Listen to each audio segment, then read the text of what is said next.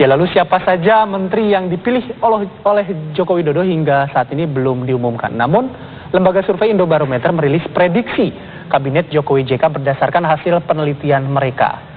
Ya, dan saat ini sudah ada narasumber atau tamu kami yang akan kami ajak berbincang mengenai hal ini. Di studio sudah hadir Mas Hadi Suprapto, peneliti dari Indobarometer. Selamat petang. Selamat petang. Mas Hadi, terima kasih sudah hadir bersama kami. Kami juga masih menunggu pengamat politik Mbak Siti Zuro ya, yang sepertinya sebentar lagi akan tiba bersama kami, akan berbincang lebih lanjut. Pertama kali tentu saya akan menanyakan ke Mas Hadi ini. Indobarometer baru saja mengeluarkan ada rilis, ada berapa nama totalnya?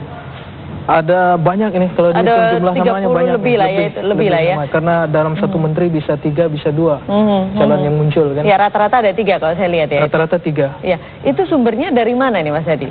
Kita meneliti dari sumber yang ada di media, kemudian juga dari sumber-sumber yang kita anggap kredibel untuk memberikan informasi tersebut. Jadi semacam penelusuran, bukan penelitian, bukan ya? Penelusuran, dan kemudian kita teliti juga, dan kita beri beberapa gambaran dan garis besarnya juga. Nah, dari beberapa nama, saya melihat ada mungkin 34, 33 pos kementerian, kemudian ada beberapa pejabat negara juga yang masuk dalam survei Indobarometer. Ini dari penelusuran Indobarometer sendiri, apa yang menarik dari prediksi kabinet Jokowi JK kali ini? Ini beda ya, ini menarik sekali dari pembentukan kabinet sebelum-sebelumnya. Kalau kita lihat pada zaman Soeharto misalkan, itu lebih sumber informasi, ada sumber intelijen, siapa yang pantas dan layak untuk jadi menteri. Kemudian kalau kita lihat dari SBY, ini lebih ke show of force-nya di media.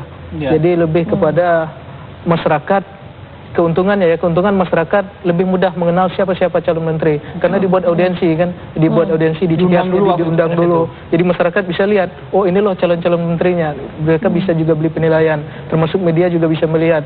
Dan bisa menelusuri jejak rekamnya seperti apa. Nah, kalau yang Jokowi kan beda.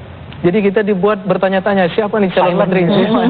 Selain operasi nih kan. Nah, jadi kita nggak tahu. Tapi partisipasi masyarakat juga dilibatkan di sini kan, karena memang boleh memberikan usulan, nama-nama. Ya, usulan. Cuman untuk memberikan penilaian publik, kemudian ini kan butuh waktu. Di sini menjadi kekurangan cuma di situ. Jadi untuk memberikan penilaian publik itu cukup singkat waktunya. Iya, berbicara mengenai waktu, kita lihat di layar kita juga ini kelihatan ketika tim transisi memberikan nama begitu ya ke KPK, ada sejumlah nama yang diserahkan ke KPK.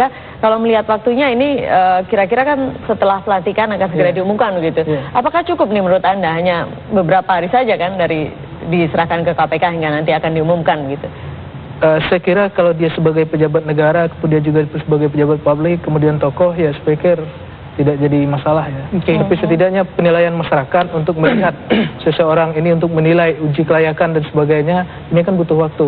Nah, cuma di situ persoalannya. Nah, yang menarik kemarin ada beberapa waktu yang lalu Pak Jokowi sudah menegaskan akan ada 4 Menko, Kementerian Koordinator. Di sini saya ngelihat dari rilis Indobarometer, ada yang pertama ada Menteri Koordinator Bidang Polhukam, itu sama seperti sekarang.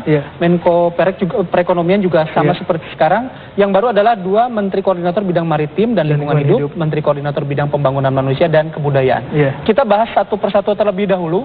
Di Menko Polhukam, di calon pertama Indobarometer menempatkan nama Letjen Purnawirawan Luhut B. Panjaitan. Kemudian di calon kedua ada Jenderal TNI Purnawirawan Riamizat Triakudu. Kemudian di ketiga ada Jenderal TNI Purnawirawan Budimana. Apa ulasan dari Indobarometer terhadap 3 nama ini? Ini bukan urutan ya, urutan nomor 1, nomor 2, nomor 3. Tapi ini yang muncul ada 3 nama. Yang pertama, kenapa ada nama Letjen TNI Purnawirawan Luhut Panjaitan? Pertimbangan yang salah satu, Luhut Panjaitan adalah mantan tim suksesnya Jokowi JK. Kemudian juga berlatar belakang TNI. Kemudian yang kedua, kenapa Jenderal TNI Purnawirawan Riamizat Triakudu? Yang pertama, dia adalah orang dekatnya Bu Mega. Kemudian yang kedua juga TNI. Nah, kemudian yang ketiga Jenderal TNI Budiman, juga orang dekat Bu Mega dan juga pernah ribut sama SBY kan. Nah, ini menjadi salah satu pertimbangan, dan juga memahami betul karena ada 4 pertimbangan tadi. Maka saya katakan dalam hal pembentukan kabinet kita menggarisbawahi ada 4. Ada 4 komponen yang paling penting harus diperhatikan oleh Jokowi. Yang pertama adalah kompetensi. Maka oleh karena itu kompetensi ada hal yang mutlak dan yang penting ya, untuk melihat seseorang ini pantas dan relevan terhadap menteri yang diembannya. supaya nanti bisa mengemban tugasnya dengan baik.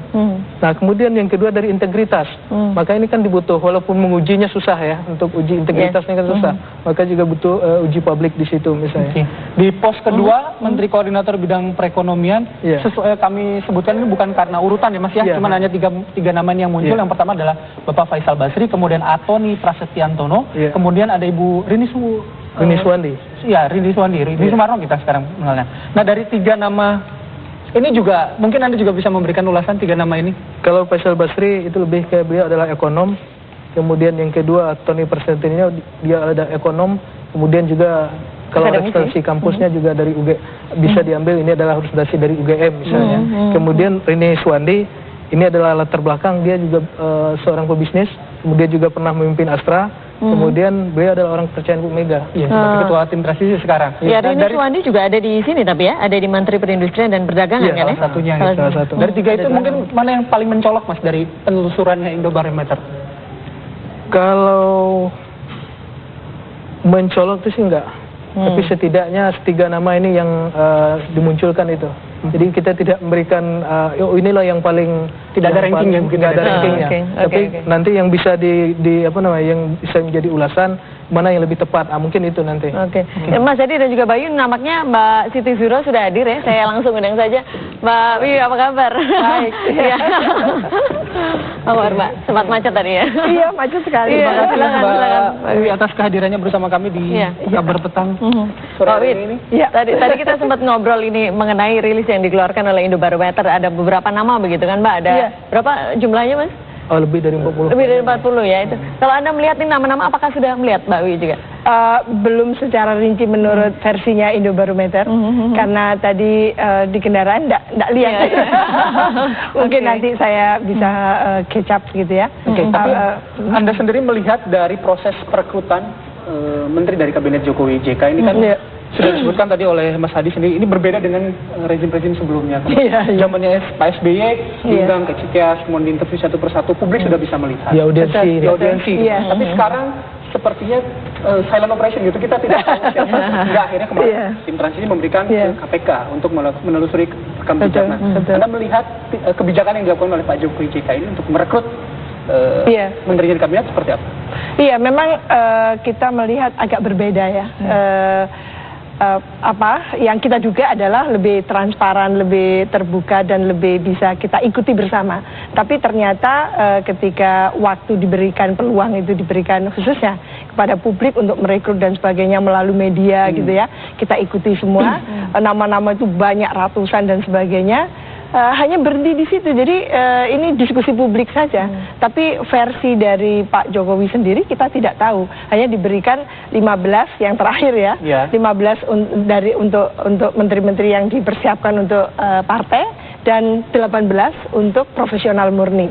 Hanya seperti itu. Jadi dan persyaratan dan sebagainya. Tapi siapa-siapa dan sebagainya kita tidak tahu. Persyaratan yang kita senang adalah tidak boleh dual roles, tidak boleh rangkap jabatan antara dia sebagai nanti menteri dan sebagai pimpinan partai atau pengurus partai. Menurut saya itu yang kita sepakati. Tapi orang-orang itu yang kita tidak tahu, masih gelap. Ada positif negatifnya atau tidak Anda lihat ini dengan cara Pak Jokowi ini dalam merekrut? Menurut saya karena mungkin sejak awal terlanjur dipublikasikan, terserah publik silahkan mengusulkan, terbuka dan sebagainya. Jadi publik dibikin gayeng sendiri, nggak keru-keruan gitu seperti itu. Akhirnya tapi ujung-ujungnya adalah Pak Jokowi yang menentukan. Meskipun kita tidak tahu selain Pak Jokowi pastinya ada inilah ya dari leading party PDI Perjuangan dalam hal ini pastinya ikut menentukan. Nah ini yang menarik juga dari P3 juga ada masuk nih Mas Adi ya. Jadi, nanti kita lanjutkan Mas Adi. Keuntungannya apa? Nanti kita lanjutkan segmen berikutnya. Tetap bersama kami di Kabar Petang pemirsa.